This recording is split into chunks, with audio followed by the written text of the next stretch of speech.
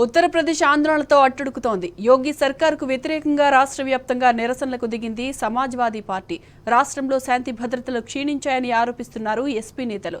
నిరుద్యోగం, ద్రవ్యోల్బణం, మహిళలపై నేరాలు, అధ్వానంగా మారిన ప్రజారోగ్య వ్యవస్థపై ప్లకార్డులతో నిరసనలు తెలిపారు. ఎమ్మెల్యేలు, ఎమ్మెల్సీలు పార్టీ ఆఫీస్ నుంచి అసెంబ్లీకి ర్యాలీగా తరలి వెళ్లారు.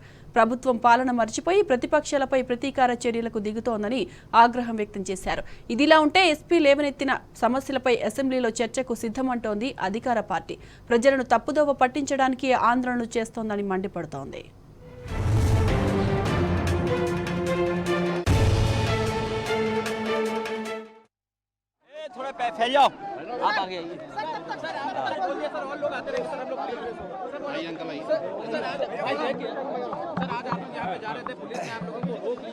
देखिए, जिस तरह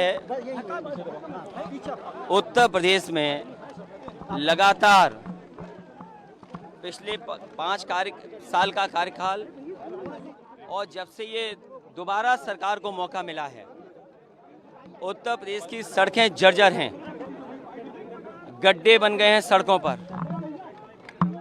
जहां किसान इस मौसम में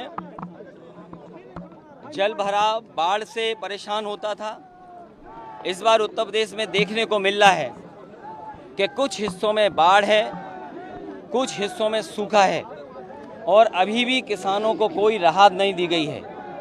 न बाढ़ के नुकसान से कोई राहत पहुंची है और ना ही सूखे की वजह से जो किसानों का नुकसान हुआ है उस पे कोई सरकार ने भरपाई या राहत दी है।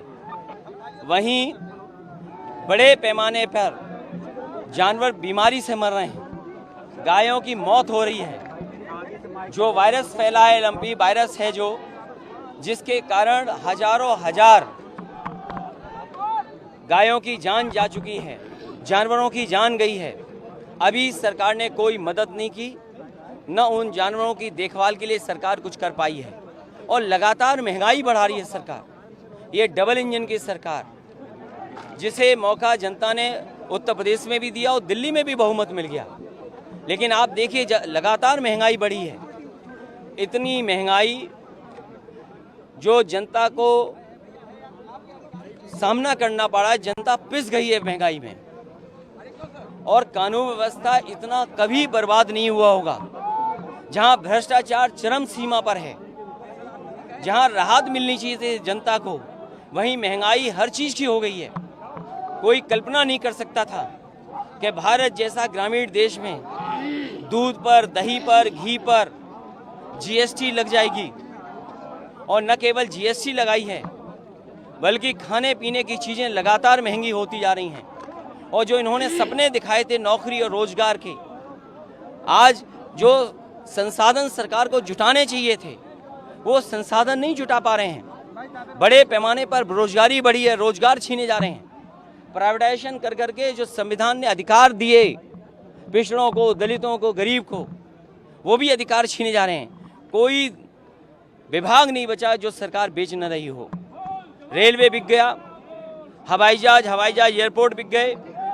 जहां पर बड़े पैमाने पे नौजवानों को नौकरी रोजगार मिल जाने चाहिए थे वो सब खत्म कर दिए गए।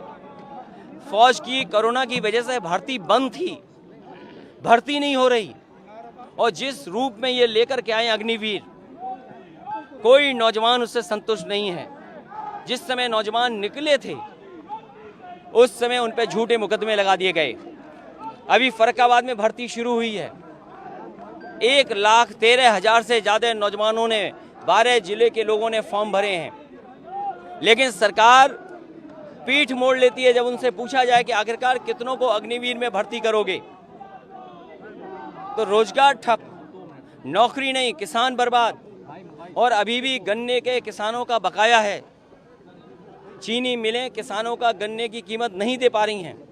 बिजली महंगी हो गई है, जर्जर हो गए ट्रांसफार्मर। जो कैपेसिटी सरकार को बढ़ानी चाहिए थी वो कैपेसिटी नहीं बढ़ा पा रहे हैं। इसलिए समाजवादी पार्टी पहले भी इन सवालों पर धरना देना चाहती थी। हमारे विधायक जाकर के सदन के में बैठ करके और सदन के बाहर धरना देना चाहते थे, सरकार ने रोक लिया। आज जब हम सब लोग पैदल जाना चाहते थे उस समय भी रोका गया है। आखिरकार ये कैसी सरकार है जो विधायकों को, पूर्व मंत्रियों को, कई कई बार के विधायक हैं, पूर्व स्पीकर हैं, बड़े बड़े पदों पे पूर्व में लीडर ओपोजिशन रहे, वो सब साथ हैं, उनको सदन में नहीं जाने दे रहे। आखिरकार सदन में जाकर के हम अपनी जनता की तो बात उठाते हैं। आखिरकार सरकार क्यों नहीं फेस करना चाहती है? और सरकार इसीलिए नहीं फेस करना चाहती है क्योंकि हर मुद्दे पर सरकार असफल हुई है।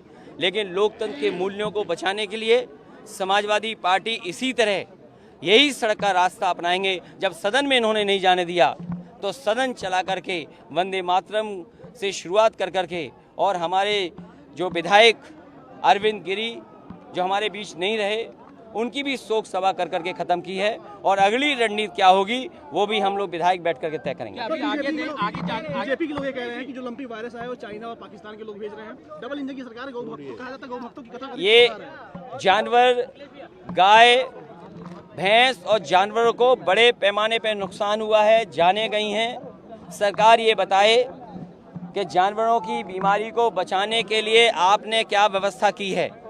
इस सरकार में न केवल जानवरों की जान जा रही है, गरीब अगर इलाज कराना चाहेगा तो इलाज नहीं हो रहा। पीएससी उठा लो, सीएससी उठा लो, जिला अस्पताल उठा लो, राजधानी के बड़े अस्पताल उठा लो, मेडिकल कॉलेज उठा लो, इतनी लंबी लंबी कतारें लगी हैं कि गरीब को पहले तो इलाज नहीं, दवाई नहीं, अगर ऑपरेशन की तारीख को